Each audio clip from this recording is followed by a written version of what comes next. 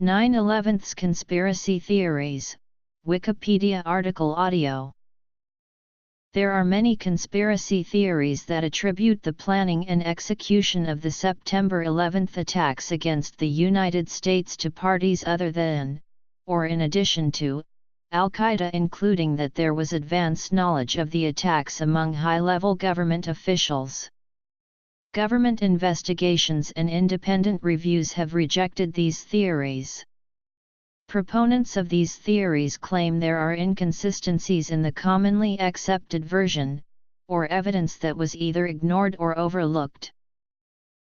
The most prominent conspiracy theory is that the collapse of the Twin Towers and 7 World Trade Center were the result of a controlled demolition rather than structural failure due to impact and fire.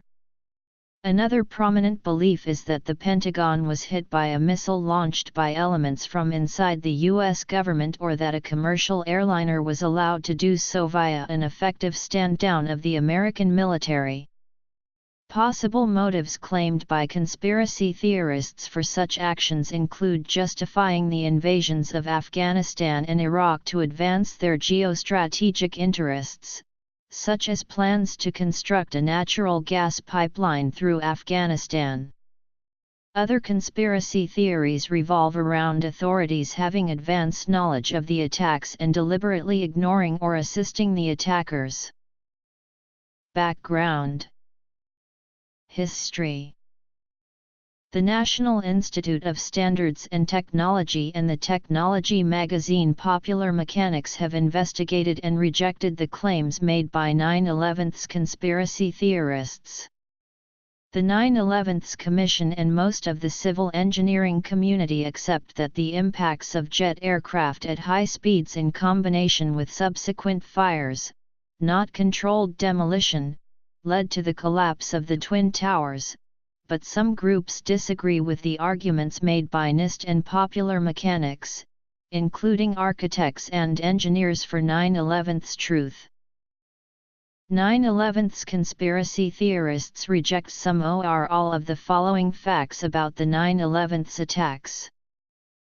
This consensus view is backed by various sources, including: since the attacks, a variety of conspiracy theories have been put forward in websites, books, and films.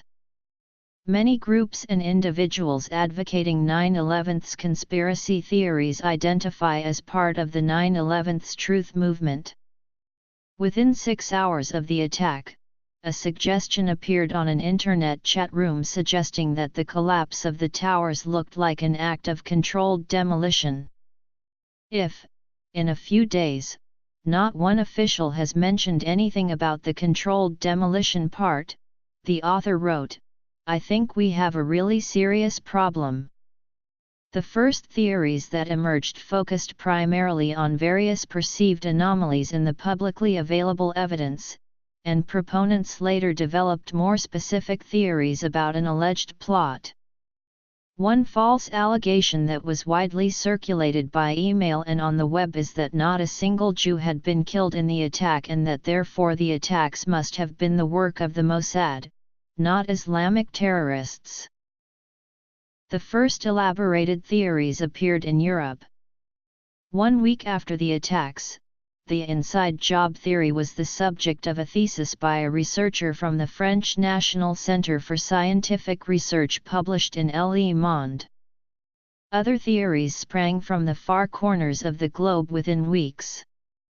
6 months after the attacks, Thierry Masson's piece on September 11, L'effroyable imposture, topped the French bestseller list.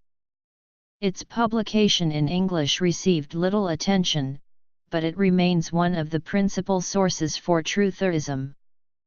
2003 saw the publication of the CIA and September 11 by former German State Minister Andreas von Bülow and Operation 9/11 by the German journalist Gerhard Wisniewski. Both books are published by Matthias Brockers, who was at the time an editor at the German newspaper Die Tageszeitung.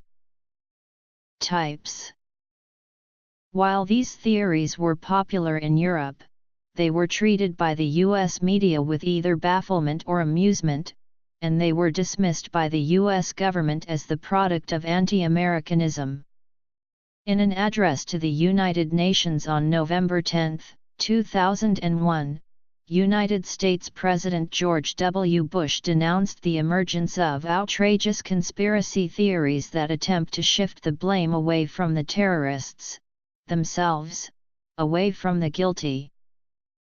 The 9/11's conspiracy theories started out mostly in the political left but have broadened into what New York Magazine describes as terra incognita, where left and right meet, fusing 60s countercultural distrust with the "don't tread on me" variety. Theories. By 2004, conspiracy theories about the September 11 attacks began to gain ground in the United States. One explanation is that the rise in popularity stemmed more from growing criticism of the Iraq War and the newly re-elected President George W. Bush than from any discovery of new or more compelling evidence or an improvement in the technical quality of the presentation of the theories. Knight Ridder News theorized that revelations that weapons of mass destruction did not exist in Iraq, the belated release of the President's Daily Brief of August 6, 2001, and reports that NORAD had lied to the 9/11's Commission, may have fueled the conspiracy theories. Between 2004 and the 5th anniversary of the September 11 attacks in 2006, mainstream coverage of the conspiracy theories increased. The U.S. government issued a formal analysis by the National Institute of Standards and Technology of the collapse of the World Trade Center. To address the growing publicity of the theories, the State Department revised a web page in 2006 to debunk them. A 2006 National Security Strategy paper declared that terrorism springs from subcultures of conspiracy and misinformation, and that terrorists recruit more effectively from populations whose information about the world is contaminated by falsehoods and corrupted by conspiracy theories. The distortions keep alive grievances and filter out facts that would challenge popular prejudices and self-ing propaganda. Al-Qaeda has repeatedly claimed responsibility for the attacks, with Chief Deputy Ayman al-Zawahiri accusing Shia Iran and Hezbollah of denigrating Sunni successes in hurting America by intentionally starting rumors that Israel carried out the attacks. Some of the conspiracy theories about the September 11 attacks do not involve representational strategies typical of many conspiracy theories that establish a clear dichotomy between good and evil, or guilty and innocent. Instead, they call up gradations of negligence and complicity. Matthias Brockers, an early proponent of such theories, dismisses the commonly accepted account of the September 11 attacks as being itself a conspiracy theory that seeks to reduce complexity, disentangle what is confusing, and explain the inexplicable. Foreknowledge. Just before the 5th anniversary of the attacks, mainstream news outlets released a flurry of articles on the growth of 9/11's conspiracy theories, with an article in Time stating that his is not a fringe phenomenon. It is a mainstream political reality. Several surveys have included questions about beliefs related to the September 11 attacks. In 2008, 9/11's conspiracy theories topped a greatest conspiracy theory list compiled by the Daily Telegraph. The list was ranked by following and traction. Suspected insider trading. In 2010, the International Center for 9/11 Studies, a private organization that is said to be sympathetic to conspiracy theories, successfully sued for the release of videos collected by NIST of the attacks and aftermath. According to the German daily Frankfurter Allgemeine Zeitung, the videos that were published shortly before the 9th anniversary of the attacks provide new food for conspiracy theorists. Many of the videos show images of 7 World Trade Center, a skyscraper in the vicinity of the WTC towers that also collapsed on September 11, 2001. Eyewitnesses have repeatedly reported explosions happening before the collapse of both of the towers, while experts consider these theories to be unreasonable. Air defense stand-down theory. 9/11's truth figures Stephen E. Jones and Mike Berger have further added that the death of Osama bin Laden did not change their questions about the attacks, nor provide closure. According to writer Jeremy Stahl, since Bush left office, the overall number of believers in 9/11's conspiracy theories has dipped, while the number of people who believe in the most radical theories has held fairly steady. Israeli agents. The most prominent conspiracy theories can be broadly divided into 3 main forms. Conspiracy theorists claim that action or inaction by U.S. officials with foreknowledge was intended to ensure that the attacks took place successfully. For example, Michael Meacher, former British Environment Minister and member of Tony Blair's cabinet, said that the United States knowingly failed to prevent the attacks. Some conspiracy theorists maintain that just before 9/11, an extraordinary amount of put options were placed on United Airlines and American Airlines stocks and speculate that insiders may have known in advance of the coming events of 9/11 and placed their bets accordingly. An analysis into the possibility of insider trading on September 11 concludes that a measure of abnormal long put volume was also examined and seen to be at abnormally high levels in the days leading up to the attacks. Consequently, the paper concludes that there is evidence of unusual option market activity in the days leading up to September 11 that is consistent with investors trading on advance knowledge of the attacks. Alan M. Podeshman, The Journal of Business. This study was intended to address the great deal of speculation about whether option market activity indicated that the terrorists or their associates had traded in the days leading up to September 11 on advance knowledge of the impending attacks. World Trade Center. In the days leading up to 9/11, analysis shows a rise in the put-to-call ratio for United Airlines and American Airlines, the 2 airlines from which planes were hijacked on September 11. Between September 6 and 7, the Chicago Board Options Exchange recorded purchases of 4,744 put option contracts in UAL and 396 call options. On September 10, more trading in Chicago saw the purchase of 4,516 put options in American Airlines, the other airline involved in the hijackings, with a mere 748 call options in American purchased that day. No other airline companies has unusual put-to-call ratio in the days leading up to the attacks.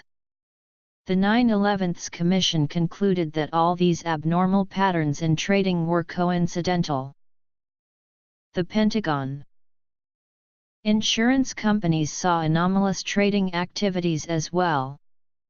Citigroup Incorporated, which has estimated that its travelers' insurance unit may pay $500 million in claims from the World Trade Center attack, had about 45 times the normal volume during 3 trading days before the attack for options that profit, if the stock falls below $40. Citigroup shares fell $1.25 in late trading to $38.09. Morgan Stanley, which occupied 22 floors at the World Trade Center, experienced bigger than normal pre-attack trading of options that profited when stock prices fell. Other companies directly affected by the tragedy had similar jumps.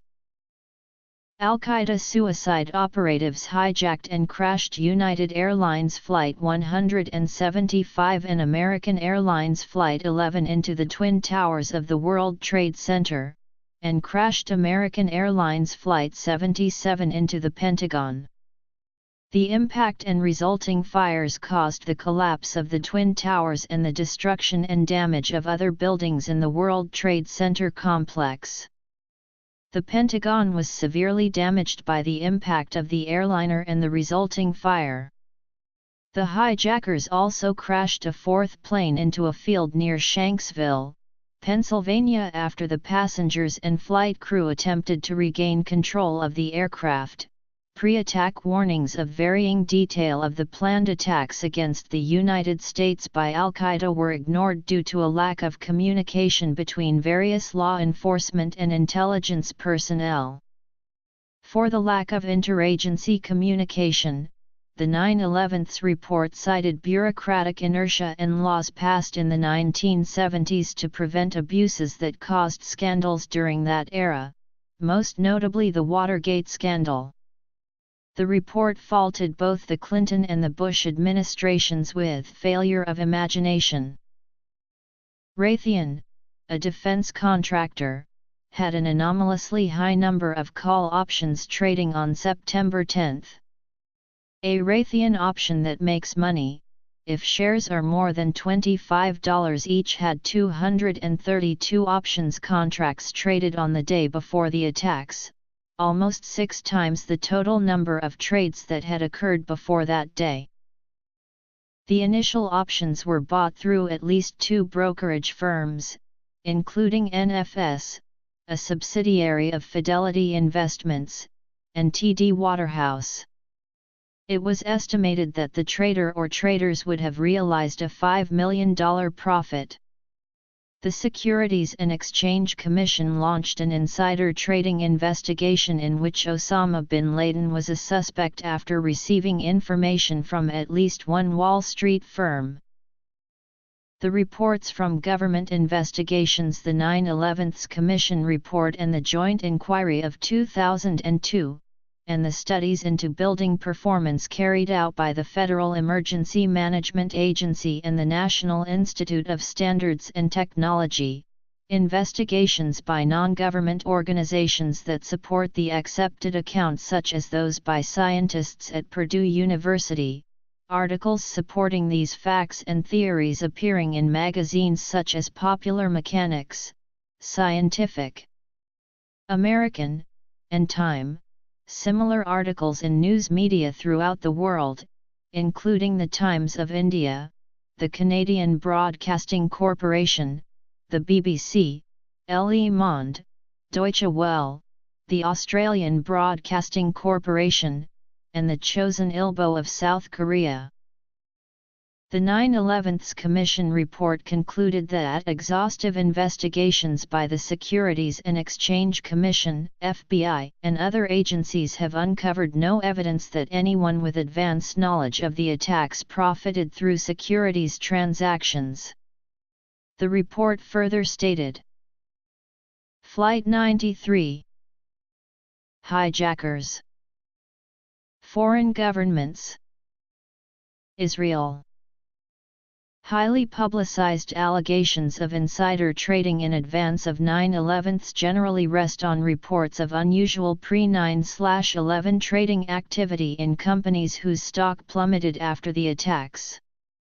Some unusual trading did in fact occur, but each such trade proved to have an innocuous explanation. For example, the volume of put options investments that pay off only when a stock drops in price surged in the parent companies of United Airlines on September 6 and American Airlines on September 10, highly suspicious trading on its face. Yet, further investigation has revealed that the trading had no connection with 9/11's. A single U.S.-based institutional investor with no conceivable ties to Al-Qaeda purchased 95% of the UAL puts on September 6 as part of a trading strategy that also included buying 115,000 shares of American on September 10. Similarly, much of the seemingly suspicious trading in American on September 10 was traced to a specific U.S.-based options trading newsletter, faxed to its subscribers on Sunday, September 9, which recommended these trades. These examples typify the evidence examined by the investigation. The SEC and the FBI, aided by other agencies and the securities industry, devoted enormous resources to investigating this issue, including securing the cooperation of many foreign governments. These investigators have found that the apparently suspicious consistently proved innocuous. Lehop suggests that key individuals within the government had at least some foreknowledge of the attacks and deliberately ignored it or actively weakened United States defenses to ensure the hijacked flights were not intercepted. Similar allegations were made about Pearl Harbor, Lehop that key individuals within the government planned the attacks and collaborated with, or framed, Al-Qaeda in carrying them out. There is a range of opinions about how this might have been achieved. Others who reject the accepted account of the September 11 attacks are not proposing specific theories, but try to demonstrate that the U.S. government's account of the events is wrong. This, according to them, would lead to a general call for a new official investigation into the events of September 11, 2001. According to Jonathan Kay, managing editor for comment at the Canadian newspaper National Post and author of the Among the Truthers, A Journey Through America's Growing Conspiracist Underground, they feel their job is to show everybody that the official theory of 9/11 is wrong. And then, when everybody is convinced, then the population will rise up and demand a new investigation with government resources, and that investigation will tell us what actually happened. A common claim among conspiracy theorists is that the North American Aerospace Defense Command issued a stand-down order or deliberately scrambled fighters late to allow the hijacked airplanes to reach their targets without interference. According to this theory, NORAD had the capability of locating and intercepting planes on September 11, and its failure to do so indicates a government conspiracy to allow the attacks to occur. Conspiracy theorist Mark R. Elzes says, there is only one explanation for this. Our Air Force was ordered to stand down on 9/11. One of the first actions taken by the hijackers on September 11 was to turn off or disable each of the 4 aircraft's on-board transponders. Without these transponder signals to identify the airplane's tail number, altitude, and speed, the hijacked airplanes would have been only blips among 4,500 other blips on NORAD's radar screens, making them very difficult to track. On September 11, only 14 fighter jets were on alert in the contiguous 48 states. There was no automated method for the civilian air traffic controllers to alert NORAD. A passenger airline had not been hijacked in the U.S. since 1979. They had to pick up the phone and literally dial us, says Maj. Douglas Martin, Public Affairs Officer for NORAD. Only one civilian plane, a chartered Learjet 35 with golfer Payne Stewart and 5 others on board, was intercepted by NORAD over North America in the decade prior to 9/11, which took 1 hour and 19 minutes. Hardcore, the organizers and active members of the various 9/11 Truth Movement organizations. They produce the information, spot the anomalies and technical inconsistencies, provide the technical base and form the theories. While they claim to be only interested in facts and to use scientific method, they commit the logical fallacy of confirmation bias by predetermining the outcome, then searching for corroborating evidence while ignoring the vast body of peer-reviewed, independent, consensual research which contradict their theories. They supply the physical structure of the movement by organizing events, seminars, discussions, marches, and distributing flyers and pamphlets. Their numbers are relatively small, but they are tight-knit and highly connected. Their worldview favors super-conspiracy, a master plan that is behind conspiracies which they believe they are uncovering. Critically turned, they are the young students and political activists whose affiliation with the 9/11's truth movement often is rooted from their dissatisfaction and anger at the established political and social order. Their sense of justice and idealism propels them to activism against perceived oppression and social injustice. Their penchant to use internet, especially social media, and tech-savvy make them the propaganda machine for the movement. They produce YouTube videos and films with cool, counter-cultural content, make good use of pop culture parody and eye-catching graphics. The counter-cultural street cred of their productions buy them broad appeal and exposure to millions of people. Illiterati, they are the movement's mass membership backbone, a large, diffuse group which give the movement exaggerated claims of popularity and influence. Participation in the 9/11's truth movement, to this group of people, is as much a social and recreational pursuit as the quest for truth. Their partaking is mostly through Web 2.0 social networking and YouTube. Their commentaries often are emotional and they make no pretense to be accurate, balanced or to show genuine intent to find truth. Involvement with the movement that fit their worldview gives them a sense of identity and belonging, which they find more appealing than the facts and evidences of the 9/11's terrorist attack itself. Rules in effect at that time, and on September 11, barred supersonic flight on intercepts. Before 9/11's, all other NORAD interceptions were limited to offshore air defense identification zones. Until 9/11's there was no domestic ADIZ, says FAA spokesman Bill Schumann. After 9/11's, the FAA and NORAD increased cooperation. They set up hotlines between command centers while NORAD increased its fighter coverage and installed radar to watch airspace over the continent.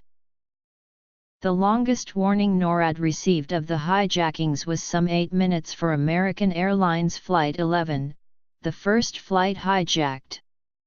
The FAA alerted NORAD to the hijacked Flight 175 at just about the same time it was crashing into the World Trade Center's South Tower. The FAA notified NORAD of the missing not hijacked Flight 77 3 minutes before it struck the Pentagon. NORAD received no warning of the hijack of United Flight 93 until 3 minutes after it had crashed in Pennsylvania. It has been claimed that Israeli agents may have had foreknowledge of the attacks. 4 hours after the attack, the FBI arrested 5 Israelis who had been filming the smoking skyline from the roof of a white van in the parking lot of an apartment building, for puzzling behavior. The Israelis were videotaping the events, and one bystander said they acted in a suspicious manner. They were like happy, you know. They didn't look shocked to me. I thought it was very strange.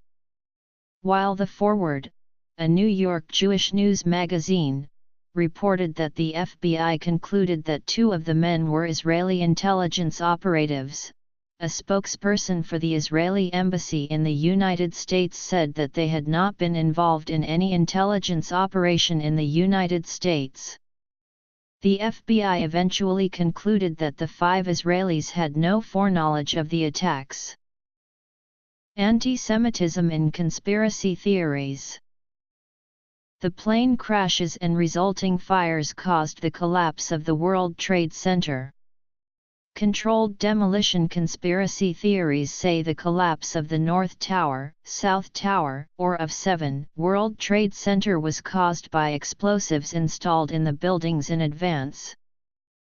Demolition theory proponents, such as Brigham Young University physicist Stephen E. Jones, architect Richard Gage, software engineer Jim Hoffman, and theologian David Ray Griffin, argue that the aircraft impacts and resulting fires could not have weakened the buildings sufficiently to initiate a catastrophic collapse, and that the buildings would not have collapsed completely, nor at the speeds that they did, without additional factors weakening the structures. In the article Active Thermotic Material Discovered in Dust from the 9/11 World Trade Center Catastrophe, which appeared in the Open Chemical Physics Journal, authors Niels Harrit of the University of Copenhagen's Department of Chemistry, Jeffrey Ferrer of Brigham Young University's Department of Physics and Astronomy, Stephen E. Jones, and others state that thermite and nanothermite composites in the dust and debris were found following the collapse of the three buildings, which they conclude to be proof that explosives brought down the buildings. The article contained no scientific rebuttal and the editor-in-chief of the publication subsequently resigned. Saudi Arabia. No planes theory. Cover-up allegations. Jones has not explained how the amount of explosive needed to do this could have been positioned in the two buildings without drawing attention, but mentioned efforts to research the building's maintenance activity in the weeks prior to the event. Federal investigators at the National Institute of Standards and Technology state that enormous quantities of thermite would have to be applied to the structural columns to damage them, but Jones disputed this, saying that he and others were investigating superthermite.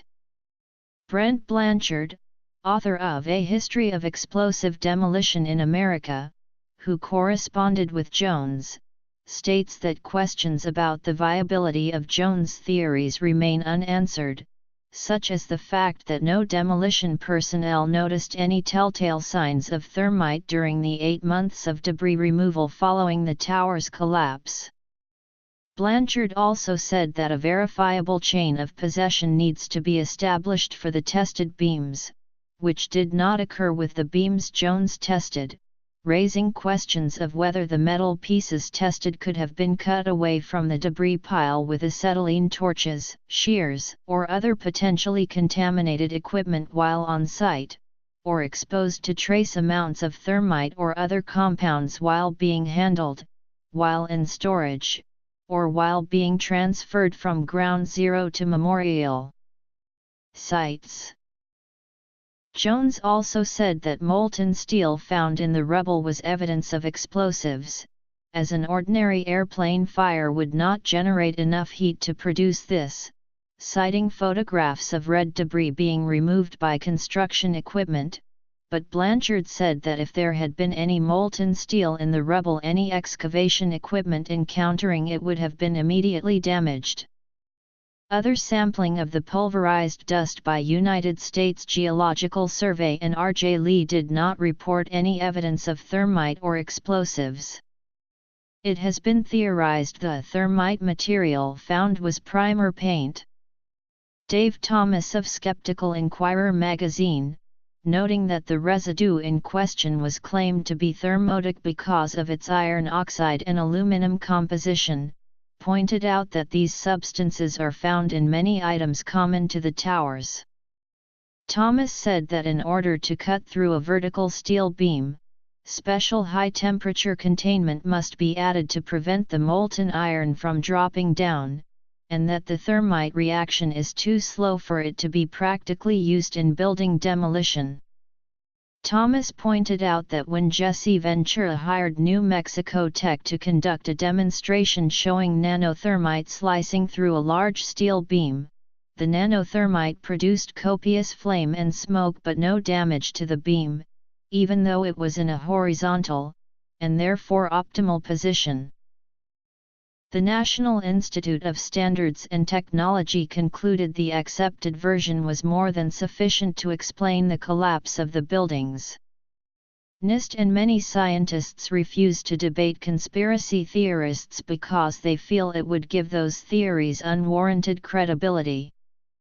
Specialists in structural mechanics and structural engineering accept the model of a fire-induced, gravity-driven collapse of the World Trade Center buildings without the use of explosives.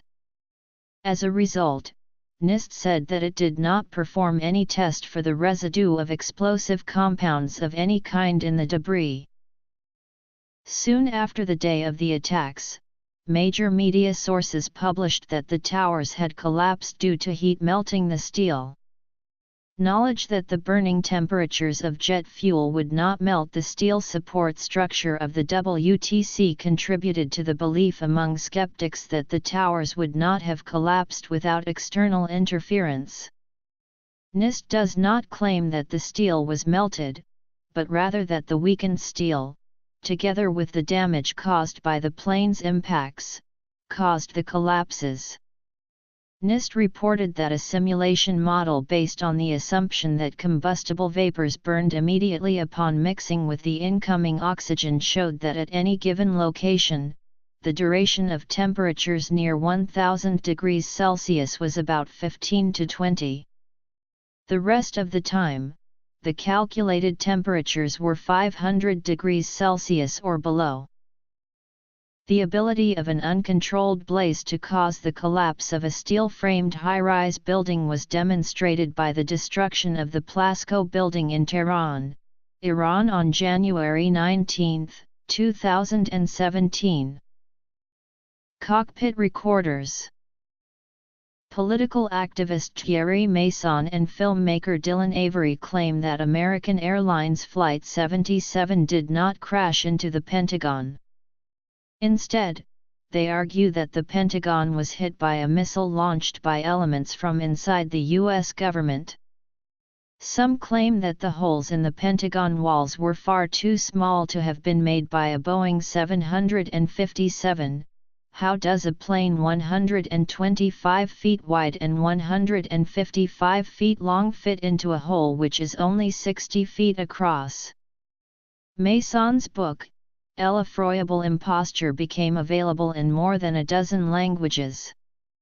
When released, the book was heavily criticized by both the mainstream French and American press, and later, from within the 9/11's truth movement. The French newspaper Libération called the book a tissue of wild and irresponsible allegations, entirely without foundation. In response to the conspiracy theorists' claim of a missile hitting the Pentagon, Meet Sozin, a professor of civil engineering at Purdue University, argues that a crashing jet doesn't punch a cartoon-like outline of itself into a reinforced concrete building. When Flight 77 hit the Pentagon, one wing hit the ground and the other was sheared off by the Pentagon's load-bearing columns. According to Architecture Week, the reason the Pentagon took relatively little damage from the impact was because Wedge 1 had recently been renovated. Evidence contradicting some conspiracy theorists' claim of a missile hitting the Pentagon have been described by researchers within the 9/11's truth movement, such as Jim Hoffman, in his essay The Pentagon Attack: What the Physical Evidence Shows, and by others broadly refuting the role of other conspiracies in the attacks. The evidence refuting missile claims includes airplane debris including Flight 77's black boxes, the nose cone, landing gear, an airplane tire, and an intact cockpit seat were observed at the crash site. The remains of passengers from Flight 77 were indeed found at the Pentagon crash site and their identities confirmed by DNA analysis. Many eyewitnesses saw the plane strike the Pentagon. Further, Flight 77 passengers made phone calls reporting that their airplane had been hijacked. For example, passenger Renee May called her mother to tell her that the plane had been hijacked and that the passengers had been herded to the back of the plane. Another passenger named Barbara Olson called her husband and said that the flight had been hijacked, and that the hijackers had knives and box cutters. Some conspiracy theories say the phone calls the passengers made were fabricated by voice morphing, the passengers' bodies disposed of, and a missile fired at the Pentagon. The pressure group Judicial Watch filed a Freedom of Information Act request on December 15, 2004, to force the government to release video recordings from the Sheraton National Hotel, the Nixcom/Citgo gas station, Pentagon security cameras and the Virginia Department of Transportation. On May 16, 2006, the government released the Pentagon security camera videos to Judicial Watch. The image of American Airlines Flight 77 which appears in the videos has been described as white blob and a white streak, a thin white blur, and a silver speck low to the ground. A sequence of 5 frames from one of the videos already appeared in the media in 2002. Some conspiracy theorists believe the new video does not answer their questions. The fourth plane hijacked on September 11, United Airlines Flight 93, crashed in an open field near Shanksville, Pennsylvania, after the passengers revolted. Out of the 4 planes hijacked on that day, Flight 93 was the only one not to reach its target. One of the popular conspiracy theories surrounding this event is that Flight 93 was actually shot down by a U.S. fighter jet. David Ray Griffin and Alex Jones say that large parts of the plane including the main body of the engine landed miles away from the main wreckage site, too far away for an ordinary plane crash. Jones says that planes usually leave a small debris field when they crash, and that this is not compatible with reports of wreckage found farther away from the main crash site. One person claimed that the main body of the engine was found miles away from the main wreckage site with damage comparable to that which a heat-seeking missile would do to an airliner. According to some theories, the plane had to be shot down by the government because passengers had found out about the alleged plot. According to Phil Mole of Skeptic magazine, claim rests largely on unsupported assertions that the main body of the engine and other large parts of the plane turned up miles from the main wreckage site, too far away to have resulted from an ordinary crash. This claim is incorrect, because the engine was found only 300 yards from the main crash site, and its location was consistent with the direction in which the plane had been traveling. Michael K. Hines, an airline accident expert who investigated the crash of TWA Flight 800 in 1996, says that, at very high velocities of 500 miles per hour or more, it would only take a few seconds to move or tumble across the ground for 300 yards. Reports of wreckage discovered at Indian Lake by local residents are accurate. CNN reported that investigators found debris from the crash at least 8 miles away from the crash site, including in New Baltimore. However, according to CNN, this debris was all very light material that the wind would have easily blown away, and a Pittsburgh Post-Gazette article from September 14, 2001, describes the material as mostly papers, strands of charred insulation, and an endorsed paycheck.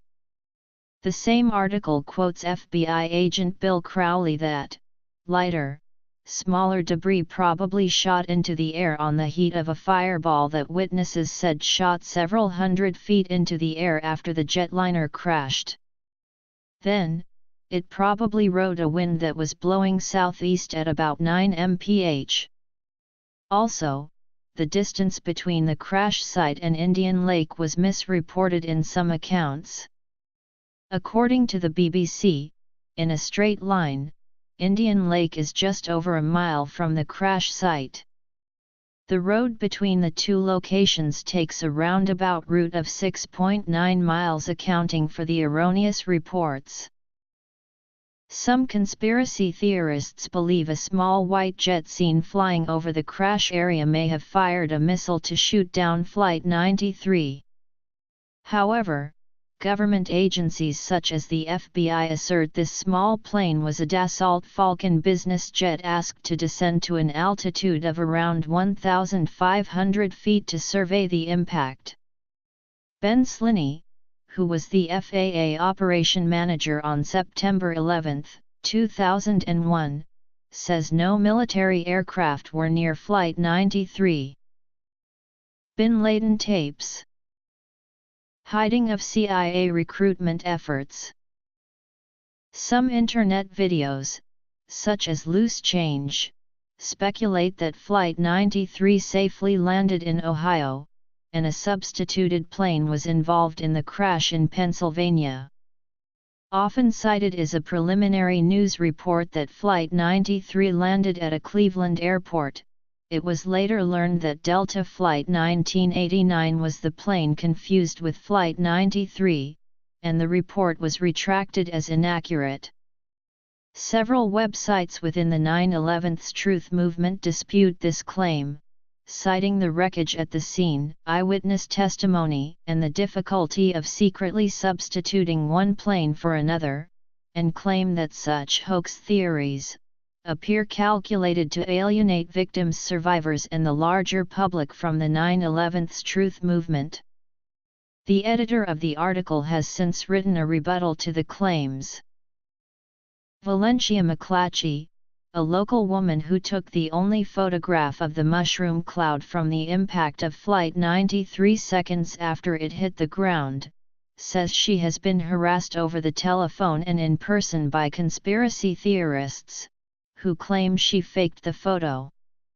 The FBI, the Somerset County authorities, the Smithsonian, and the National Park Service's Flight 93 National Memorial staff have all individually examined the photograph as well as the film negatives, and all four agencies consider the photo to be authentic. Motives. While some conspiracy theorists have claimed that passengers of Flight 93 and/or Flight 77 were murdered or that they were relocated, with the intent that they never be found, others within the 9/11's truth movement, such as Jim Hoffman and scholars for 9/11's Truth and Justice, repudiate such claims. Pax Americana. Invasions. New World Order. Suggested historical precedents. Proponents. Dissecting the 9/11's truth movement community. Media reaction. Criticism. In politics. Legal cases. Bibliography. During the initial confusion surrounding the immediate aftermath of the 9/11's attacks, the BBC published the names and identities of what they believed to be some of the hijackers. Some of the people named were later discovered to be alive, a fact that was seized upon by 9/11's conspiracy theorists as proof that the hijackings were faked. The BBC explained that the initial confusion may have arisen because the names they reported back in 2001 were common Arabic and Islamic names. In response to a request from the BBC, the FBI said that it was confident to have identified all 19 hijackers, and that none of the other inquiries had raised the issue of doubt about their identities. The New York Times also acknowledged these as cases of mistaken identity. According to John Bradley, the former managing editor of Arab News in Jeddah, Saudi Arabia, the only public information about the hijackers was a list of names issued by the FBI on September 14, 2001. When the FBI released photographs 4 days after the cited reports on September 27, the mistaken identities were quickly resolved. According to Bradley, all of this is attributable to the chaos that prevailed during the first few days following the attack. What we're dealing with are coincidentally identical names. In Saudi Arabia, says Bradley, the names of two of the allegedly surviving attackers, Said al-Ghamdi and Walid al-Shari, are as common as John Smith in the United States or Great Britain. According to Thomas Keane, chair of the 9/11's Commission, 16 of the 19 shouldn't have gotten into the United States in any way at all because there was something wrong with their visas, something wrong with their passports. They should simply have been stopped at the border. That was 16 of the 19. Obviously, if even half of those people had been stopped, there never would have been a plot. Khalid al-Mihdhar and Nawaf al-Hashmi had both been identified as al-Qaeda agents by the CIA, but that information was not shared with the FBI or U.S. immigration, so both men were able to legally enter the U.S. to prepare for the 9/11's attacks. There are allegations that individuals within the Pakistani Inter-Services Intelligence may have played an important role in financing the attacks. There are also claims that other foreign intelligence agencies, such as the Israeli Mossad, had foreknowledge of the attacks, and that Saudi Arabia may have played a role in financing the attacks. General Hamid Gul, a former head of ISI, believes the attacks were an inside job originating in the United States, perpetrated by Israel or neoconservatives.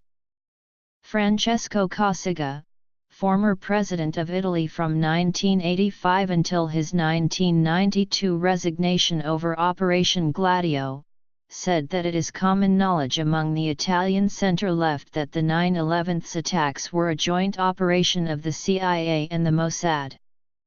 Subsequent reports indicated that he did not actually believe this.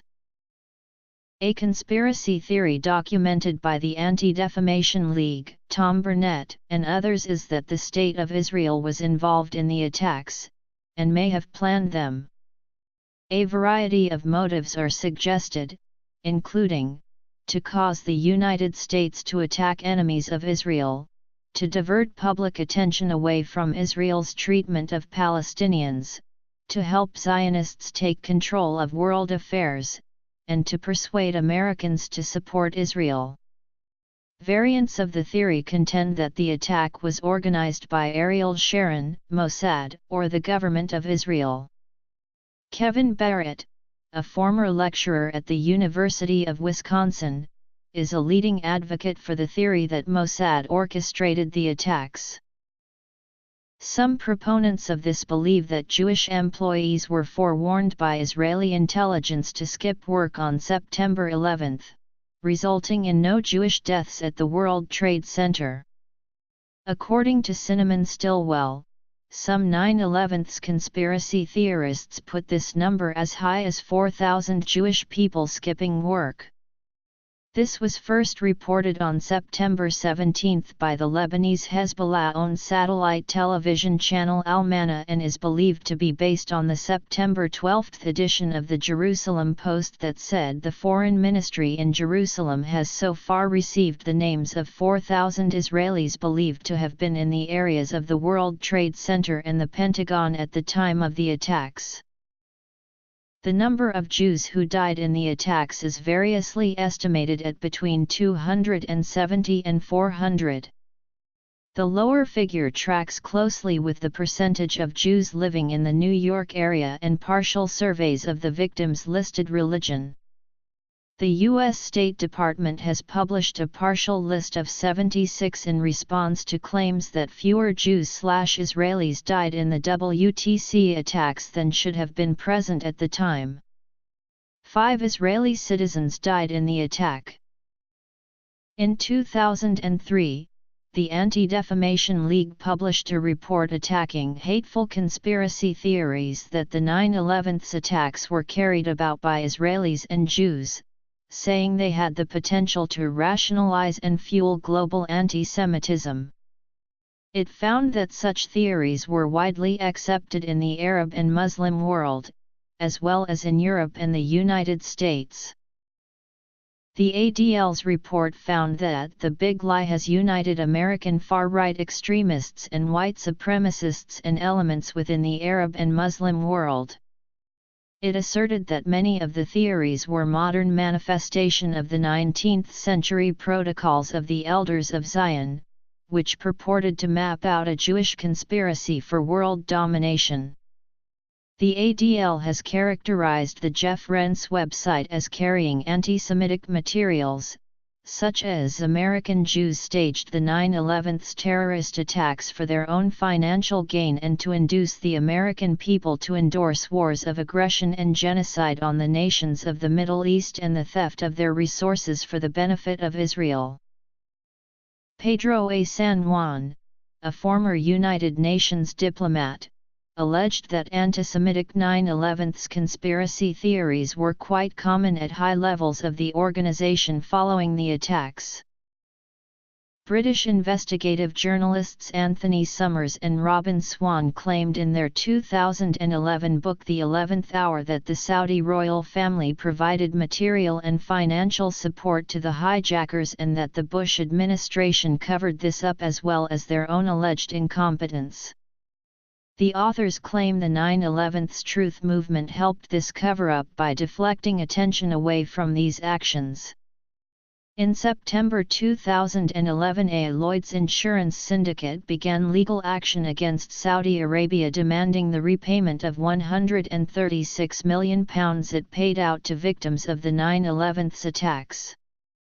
A number of prominent Saudi charities and banks as well as a leading member of the Al Saud royal family were accused of being agents and alter egos for the Saudi state that knowingly provided funding to al-Qaeda and encouraged anti-Western sentiment. Such theories revolve around the putative content of the 28 pages of the 2002 report of the U.S. Congress Joint Inquiry that are withheld from publication. Former Florida Senator Bob Graham, CO chairman of the Joint Inquiry, as well as other former officials who did read the entire version of the Joint Inquiry's report, still partly classified, believe there is a U.S. government's cover-up on the Saudi government officials' substantial aid provided to the perpetrators of the 9/11's act, notably the role of Fahad al-Thumairi, a diplomat at the Saudi consulate in Los Angeles.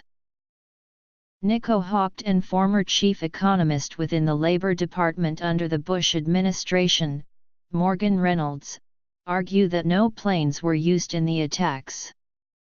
Reynolds claims it is physically impossible that the Boeing planes of Flights 11 and 175 could have penetrated the steel frames of the towers, and that digital compositing was used to depict the plane crashes in both news reports and subsequent amateur video. There were no planes, there were no hijackers, Reynolds insists. I know, I'm out of the mainstream, but that's the way it is. According to David Shaler, the only explanation is that they were missiles surrounded by holograms made to look like planes, he says, which would be well beyond the capabilities of contemporaneous hologram technology. Watch footage frame by frame and you will see a cigar-shaped missile hitting the World Trade Center. Most no-planes researchers including Thierry Masson and Reynolds assert that either CGI of a passenger plane was overlaid onto a winged cruise missile or military aircraft, or that computer-generated images of a passenger plane were inserted into the video footage and plane-shaped explosive cutouts were planted in the buildings in order to create the impression of plane impact. Some Truth Movement veterans have repeatedly refuted the no-plane claims. In fact, discussion of no-plane theories has been banned from certain conspiracy theory websites and advocates have sometimes been threatened with violence by posters at other conspiracy theory websites. Paul Zaremka, in his book, The Hidden History of 9/11's, states that the debris from Ground Zero was removed without a proper forensic investigation. According to the 9/11's Commission report, both black boxes from Flight 77 and both black boxes from Flight 93 were recovered. However, the CVR from Flight 77 was said to be too damaged to yield any data.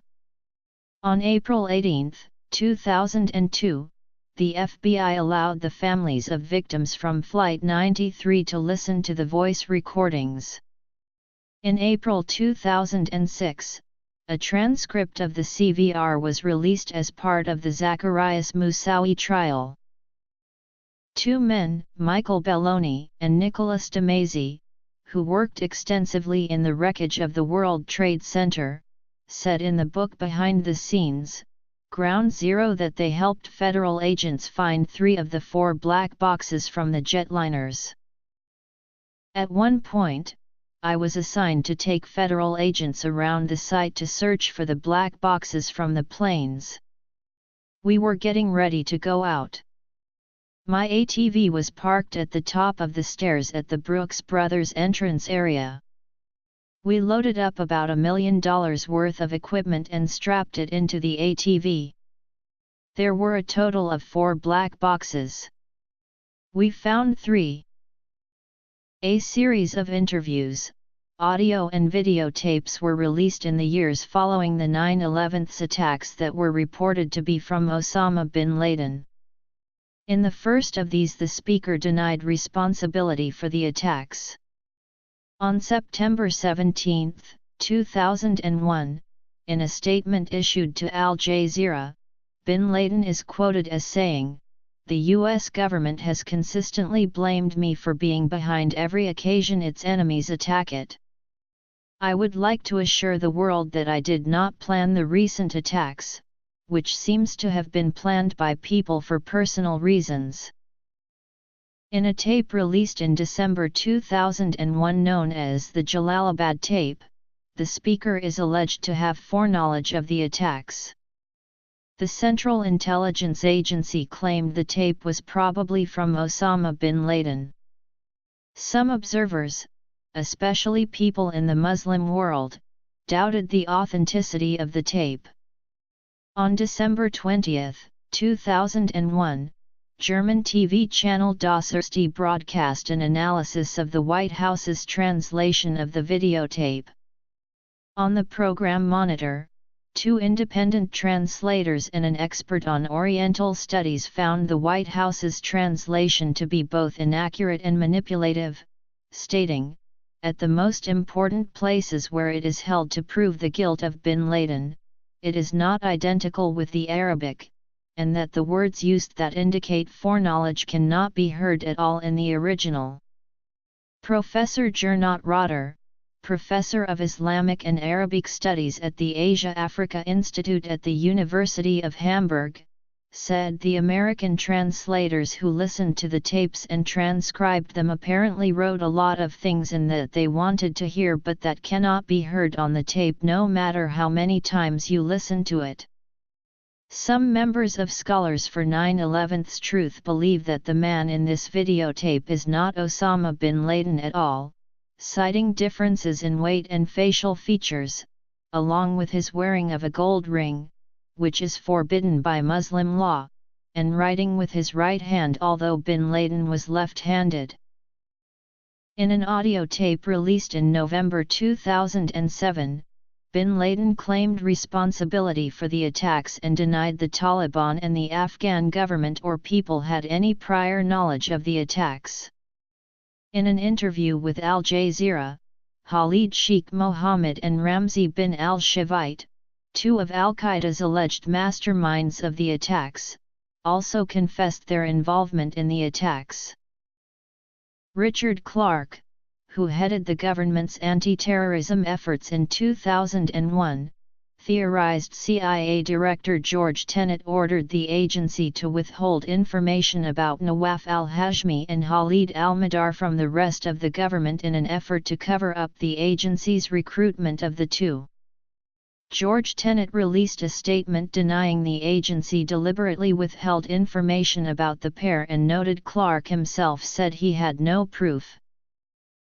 In 2006, members of the group Scholars for 9/11's Truth argued that a group of U.S. neoconservatives called the Project for a New American Century, which included Paul Wolfowitz, Dick Cheney, and Donald Rumsfeld, was set on U.S. world dominance and orchestrated the 9/11's attacks as an excuse to hit Iraq, Afghanistan, and later Iran. In September 2000, the PNAC released a strategic treatise entitled Rebuilding America's Defenses. David Ray Griffin, in his 2004 book The New Pearl Harbor: Disturbing Questions About the Bush Administration and 9/11's, argued that the treatise may have been the blueprint for 9/11's attacks. Specifically, the language in the paper that read the process of transformation, even if it brings revolutionary change, is likely to be a long one, absent some catastrophic and catalyzing event like a new Pearl Harbor was describing an alleged motive.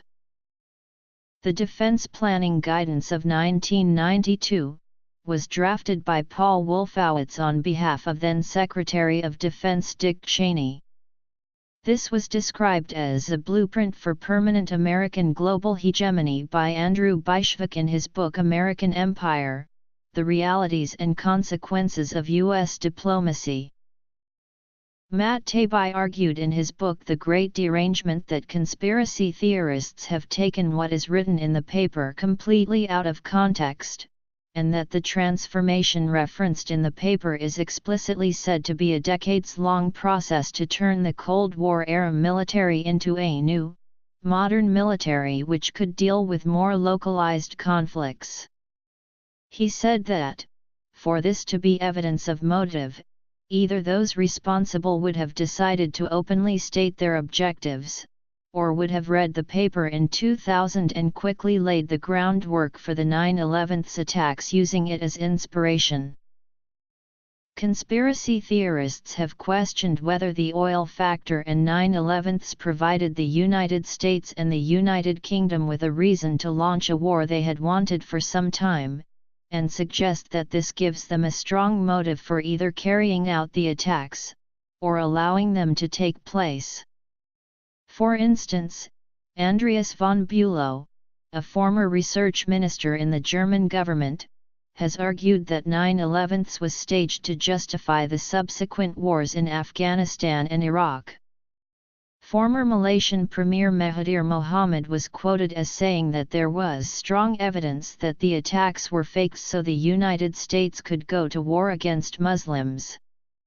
In spite of these allegations, the Bush administration specifically rejected proposals to immediately attack Iraq in response to 9/11's, and acknowledged that there was no evidence of Iraqi involvement in the attacks. Alex Jones and other personalities hold that 9/11's was initiated by a disparate variety of banking, corporate, globalization, and military interests for the purpose of creating a globalist government. Such New World Order conspiracy theories predate 9/11's. Conspiracy theorists often point to Operation Northwoods as a model for the 9/11's attacks, theorizing the attacks were carried out by the U.S. government as a false flag operation and then blamed on Islamic extremists. Operation Northwoods was an unimplemented, apparently rejected, plan approved by the United States Joint Chiefs of Staff in 1962. One proposal in the plan suggested that covert operatives commit multiple acts of terrorism in U.S. cities and blame Cuba, thus providing a pretext for invasion. Time magazine contrasted events which inspired past conspiracy theories with those that inspire 9/11's conspiracy theories, such as the assassination of John F. Kennedy. Time called the public assassination of Kennedy a private, intimate affair when compared with the attack on the World Trade Center, which was witnessed by millions of people and documented by hundreds of videographers, and said, "There is no event so plain and clear that a determined human being can't find ambiguity in it." Many individuals and organizations that support or discuss 9/11's conspiracy theories consider themselves to be part of the 9/11's truth movement. Prominent adherents of the movement include, among others, radio talk show host Alex Jones, theologian David Ray Griffin, physicist Stephen E. Jones, software engineer Jim Hoffman, architect Richard Gage, film producer Dylan Avery, former governor of Minnesota Jesse Ventura, former member of the U.S. House of Representatives Cynthia McKinney, actors Daniel Sanjata, Ed Asner, and Charlie Sheen, political science professor Joseph Diafaria and journalist Thierry Masson. Adherents of the 9/11's truth movement come from diverse social backgrounds. The movement draws adherents from people of diverse political beliefs including liberals, conservatives, and libertarians. Anti-Defamation League has named Alan Sabrowski as a key figure in anti-Semitic 9/11's conspiracy theories. Among the organizations that actively discuss and promote such theories are Architects and Engineers for 9/11's Truth, a group that focuses on the collapse of the World Trade Center buildings, 9/11 Truth, founded in 2004, Scholars for 9/11's Truth, founded in 2005, and Scholars for 9/11's Truth and Justice, a group that split from Scholars for 9/11's Truth in 2007 and runs the online publication Journal of 9/11 Studies, 9/11 Citizens Watch, which was already formed in 2002, and the Hispanic Victims Group. Several of these groups have collected signatures on petitions asking for further investigation of the September 11 attacks. In 2004, John Buchanan ran for president on a 9/11's Truth platform. 9/11's conspiracy theory critic Jonathan Kay asserts that for the most part proponents are not out for financial gain and in some cases have left lucrative careers to become activists. Dr. Michael Wood and Dr. Karen Douglas, University of Kent psychologists who specialize in conspiracy theories, examined the comments sections of over 2,000 news articles relating to the collapse of World Trade Center 7. They found that proponents of 9/11's conspiracy theories were more likely to try and debunk the mainstream account than promote their own theories, and also were more likely to believe in other conspiracy theories. Proponents of the mainstream account tended to argue for that account and showed a greater hostility toward conspiracy theory proponents. According to a 2011 analysis in a Skeptical Inquirer article, people involved in this movement, which seemingly is a disparate group with very diversified backgrounds, could be classified into three groups. They join the movement for different reasons, loosely self-assemble to fill different roles, and are united by their shared mistrust in experts and the establishment, and conspiratorial stance. Through their engagement, they each find their own fulfillment and satisfaction. Together, they contribute to the persistence, resilience, and exaggerated claims of acceptance of the movement. These three groups are: while discussion and coverage of these theories is mainly confined to internet pages, books, documentary films, and conversation, a number of mainstream news outlets around the world have covered the issue. The Norwegian version of the July 2006 Le Monde Diplomatique sparked interest when they ran, on their own initiative, a 3-page main story on the 9/11's attacks and summarized the various types of 9/11's conspiracy theories.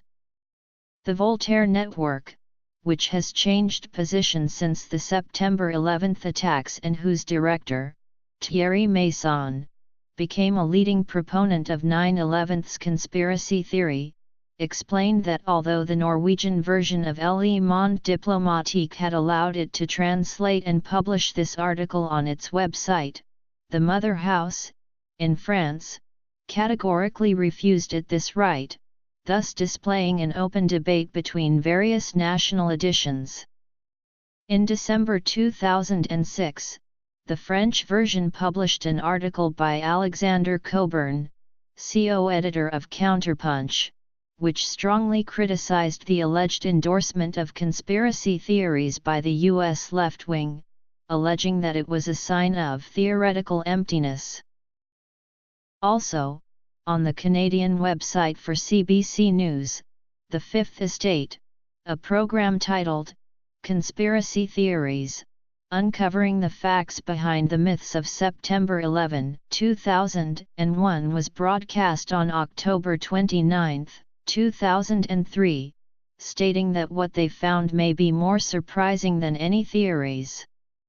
On November 27, 2009, the Fifth Estate aired a documentary entitled The Unofficial Story where several prominent members of the 9/11's Truth movement made their case. An article in the September 11, 2006, edition of Time magazine comments that the major 9/11's conspiracy theories depend on circumstantial evidence, facts without analysis or documentation, quotes taken out of context and the scattered testimony of traumatized eyewitnesses, and enjoy continued popularity because the idea that there is a malevolent controlling force orchestrating global events is, in a perverse way, comforting. It concludes that conspiracy theories are part of the process by which Americans deal with traumatic public events and constitute an American form of national mourning.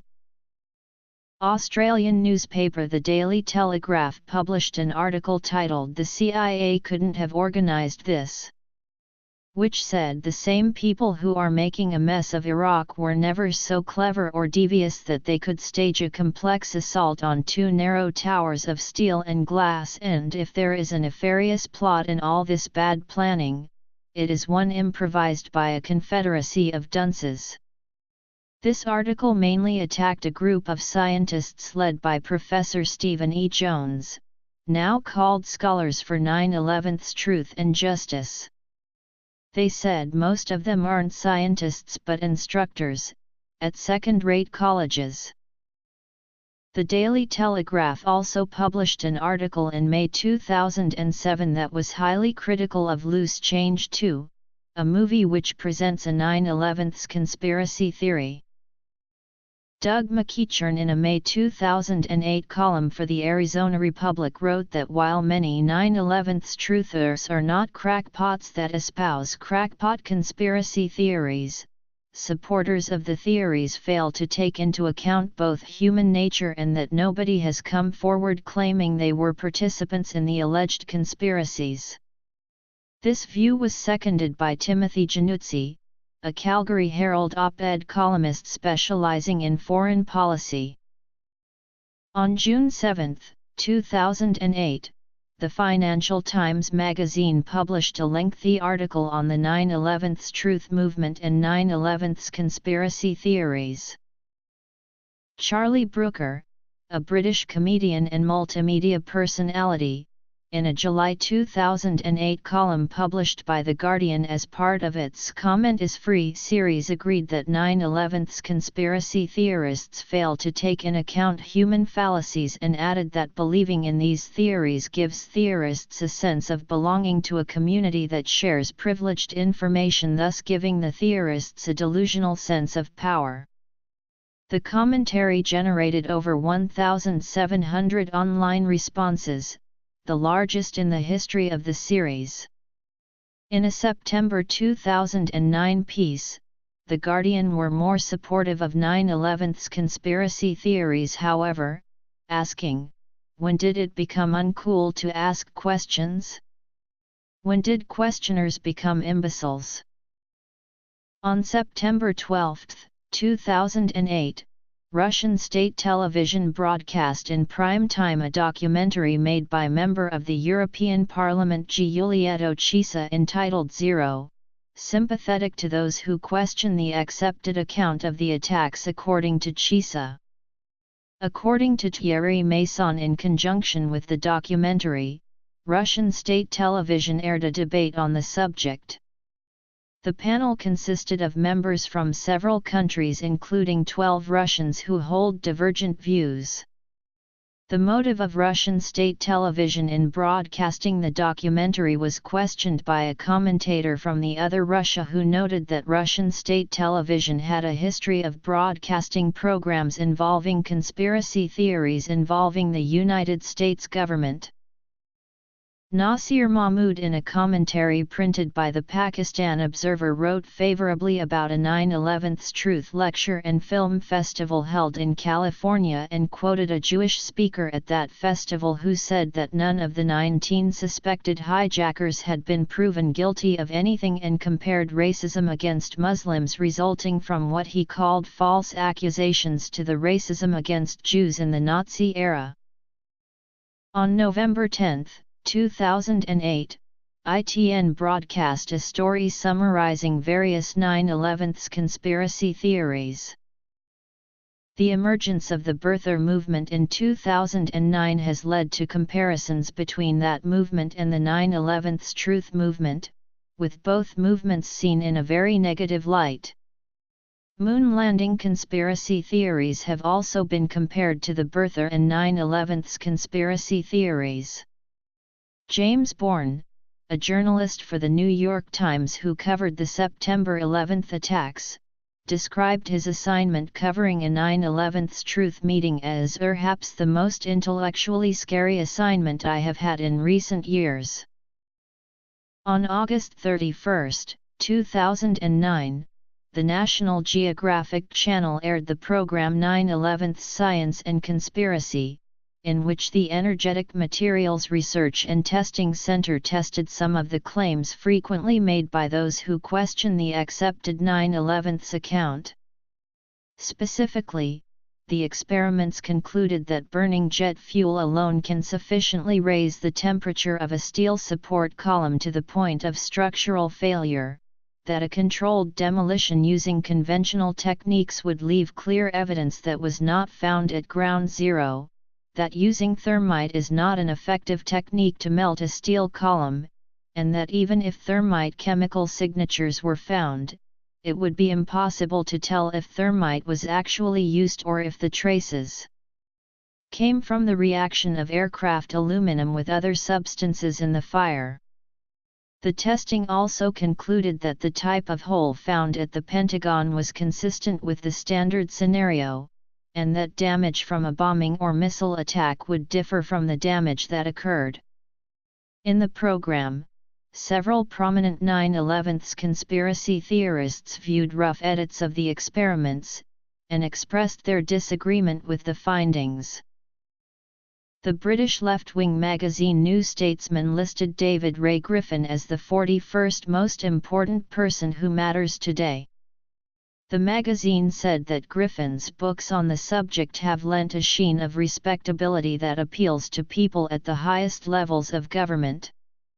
The publication listed 9/11 conspiracy theories as one of the most pernicious global myths.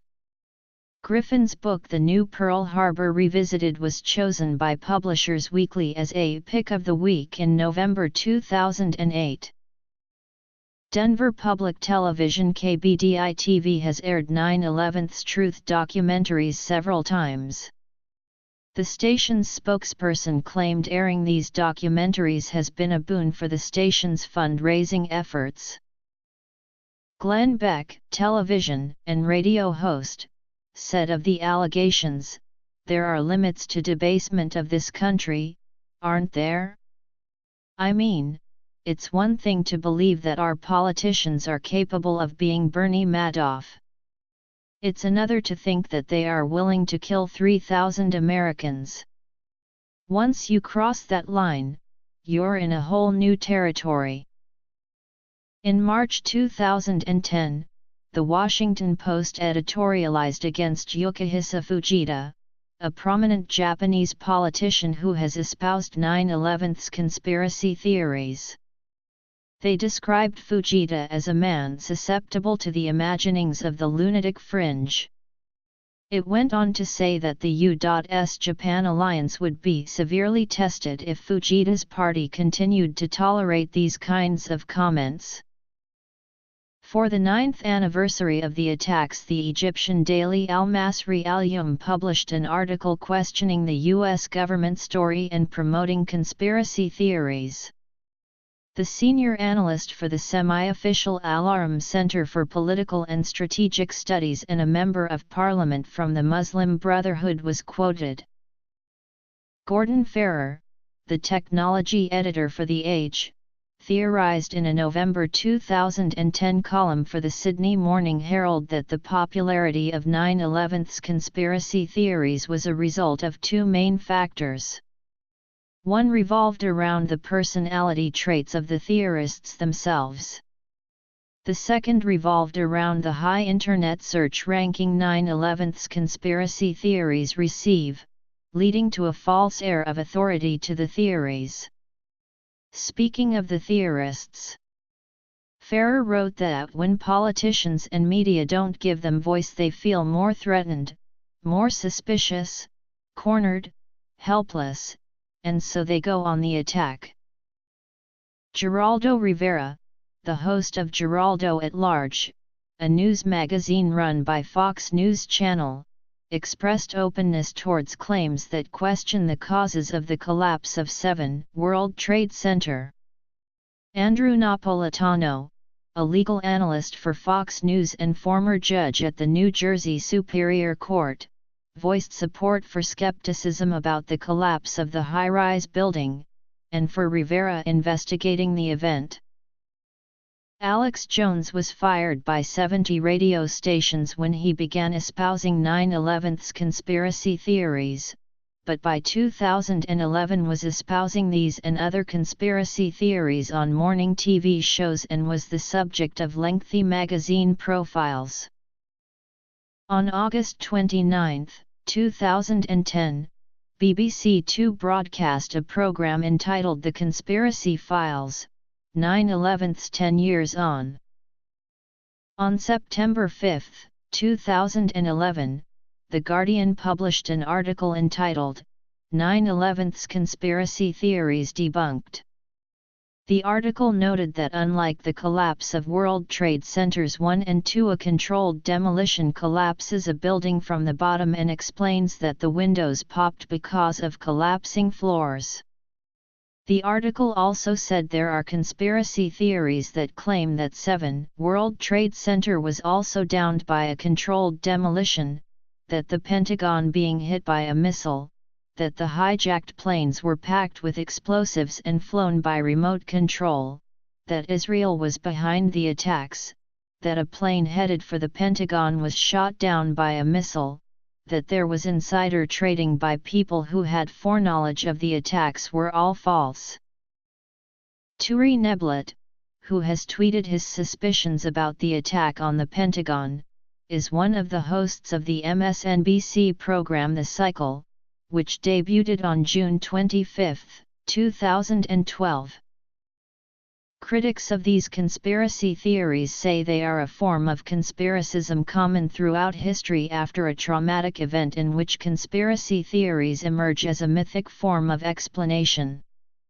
A related criticism addresses the form of research on which the theories are based. Thomas W. Eager, an engineering professor at MIT, suggested they use the reverse scientific method. They determine what happened, throw out all the data that doesn't fit their conclusion, and then hail their findings as the only possible conclusion.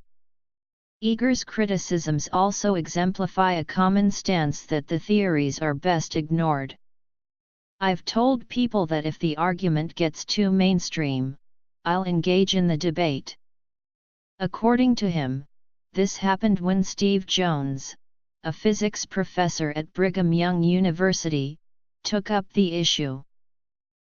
Michael Shermer, writing in Scientific American, said, "The mistaken belief that a handful of unexplained anomalies can undermine a well-established theory lies at the heart of all conspiratorial thinking.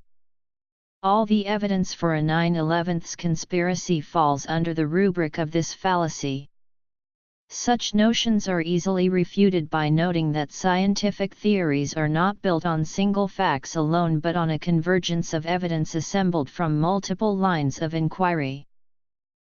Scientific American, Popular Mechanics, and the Skeptics Dictionary have published articles that rebut various 9/11 conspiracy theories. Popular Mechanics has published a book entitled Debunking 9/11 Myths that expands upon the research first presented in the article. In the foreword for the book, Senator John McCain wrote that blaming the U.S. government for the events mars the memories of all those lost on that date and exploits the public's anger and sadness. It shakes Americans' faith in their government at a time when that faith is already near an all-time low. It traffics in ugly, unfounded accusations of extraordinary evil against fellow Americans. Der Spiegel dismissed 9/11 conspiracy theories as a panoply of the absurd, stating as diverse as these theories and their adherents may be, they share a basic thought pattern: great tragedies must have great reasons.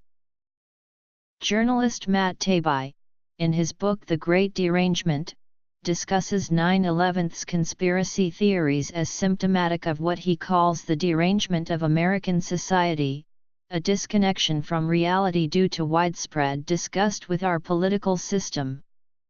Drawing a parallel with the charismatic movement, he argues that both chose to battle bugbears that were completely idiotic, fanciful, and imaginary, instead of taking control of their own lives. While critical, Taibbi explains that 9/11 conspiracy theories are different from Clinton-era black helicopter paranoia, and constitute more than a small, scattered group of nutcases. They really were, just as they claim to be, almost everyone you meet. Columnist Matt Mankello, writing for the online edition of the British Socialist Worker, concludes that 9/11 truthers, while desperately trying to legitimately question a version of events, end up playing into the hands of the neoconservatives they are trying to take down by creating a diversion. Mankello noted that this has irritated many people who are politically left-wing. David Aaronovitch, a columnist for The Times, in his book entitled Voodoo Histories, The Role of the Conspiracy Theory in Shaping Modern History, that was published in May 2009, claimed that the theories strain credulity. Aaronovitch also charged that 9/11 conspiracy theorists have exaggerated the expertise of those supporting their theories, and noted that 9/11 conspiracy theorists including David Ray Griffin cross-cite each other. He also claims the popularity of 9/11 conspiracy theories has hurt the war on terror. According to Aaronovitch, because a significant portion of educated Pakistanis believe that George W. Bush brought the towers down, dealing with the Taliban is difficult because they actually don't believe the fundamental premise on which the war against terror was waged. Harvard law professor Cass Sunstein co-authored a 2009 paper which used members of the 9/11 Truth Movement and others as an examples of people who suffer from crippled epistemologies, to public trust and the political system. He wrote that they do not merely undermine democratic debate in extreme cases, they create or fuel violence. If government can dispel such theories, it should do so. In June 2011, the Royal Institute of British Architects was criticised for hosting a lecture by Richard Gage, President of Architects and Engineers for 9/11 Truth. Rick Bell, the director of the American Institute of Architects New York chapter, who was a witness to the 9/11 attacks, said that no amount of money would persuade him to allow the group to talk at his headquarters, and said that Gage lacks credibility among the professional community. Eugene Cohn, former spokesperson for the American Institute of Architects, said Gage's theories were ridiculous. Here were no explosives planted, and buildings were definitely brought down by the planes. The decision to host the event was also criticized by the former president of the Royal Institute of British Architects and the founding president of the American Institute of Architects United Kingdom chapter. Gage has been warned by the AIA against giving a false impression that he has a relationship with them. A July article in the organization's magazine criticized Gage for continuing to intimate that he has an association with them and claimed there were no architects at an Architects and Engineers for 9/11's Truth screening held in an American Institute of Architects boardroom. The Royal Institute of British Architects released a statement saying the perception that the group endorses events held in its buildings is regrettable, and said they would review policy on private hire of its buildings. Anthony Summers and Robin Swan offer scathing criticism of many of the above theories in the 11th Day, their 2011 investigation of the attacks. U.S. Representative Peter T. King, chairman of the House Homeland Security Committee, said 9/11's conspiracy theorists trivialize the most tragic event to affect the United States and that people making these claims are disgraceful, and they should be ashamed of themselves. The hosts of The Skeptic's Guide to the Universe have spoken repeatedly about the absurdity of 9/11's conspiracy theories.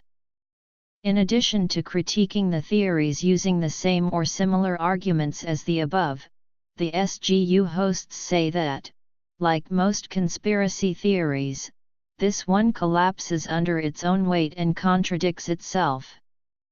In order for the 9/11's conspiracy theories to be correct, the U.S. government would not only have to orchestrate the claimed false flag operation regarding the airplanes that crashed into the World Trade Center, but they would also have to orchestrate a superfluous controlled demolition and cover their tracks so flawlessly that it becomes indistinguishable to physicists from the official story, yet the plan would have to be flawed enough so that losers in their mother's basement will discover the conspiracy.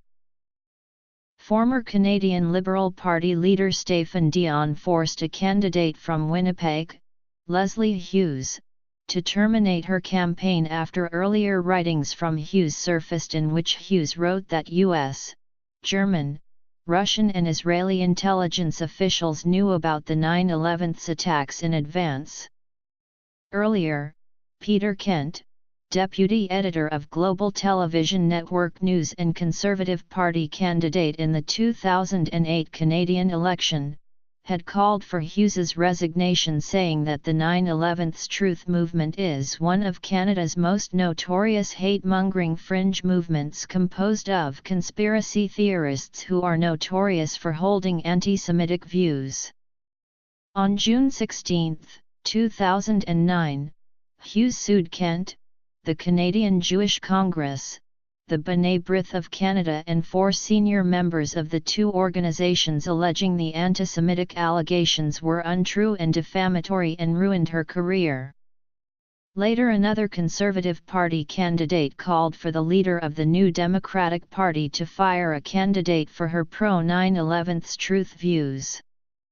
Zijad Dalik, head of Canada's largest Muslim advocacy organization, the Canadian Islamic Congress, is trying to remove 9/11's conspiracy theorists from the board of the organization, in an effort to what he describes as purifying within and totally Canadianize the organization. In 2008, calls for the resignation of Richard Falk, the Special Rapporteur on Human Rights in the Palestinian Territories for the United Nations, were partially based on his support investigating the validity of 9/11's conspiracy theories. In 2011, Falk praised a book by David Ray Griffin. Falk was condemned for his remarks by United Nations Secretary-General Ban Ki-moon and United States Ambassador to the United Nations Susan Rice. In February 2009, Aymeric Chow Prade, a professor of geopolitics at CID Military College in Paris, was fired by French Defense Minister Hervé Morin for writing a book entitled Chronicle of the Clash of Civilizations that espoused 9/11's conspiracy theories. In September 2009, Van Jones, an advisor to U.S. President Barack Obama, resigned after his signature on a 2004 petition calling for an investigation into whether government officials deliberately allowed the 9/11 attacks to occur, and other controversial statements came to light drawing criticism. Van Jones said he was a victim of a smear campaign, adding that he does not currently, nor ever has agreed with that theory.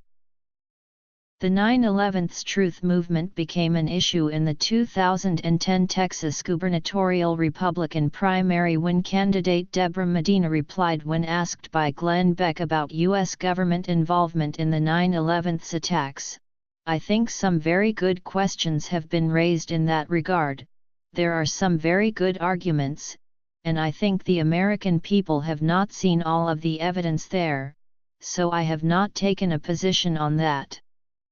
After being criticized for the remarks by opposing candidates, Medina said that she has never been a 9/11's Truth Movement member and believes the Twin Towers were attacked by Muslim terrorists. On September 23, 2010, Iranian President Mahmoud Ahmadinejad in a speech to the United Nations said that the majority of the American people, as well as other nations and politicians, believe some segments within the U.S. government orchestrated the attack to reverse the declining U.S. economy and its grips on the Middle East in order also to save the Zionist regime. The remarks prompted the United States delegation as well as others to walk out.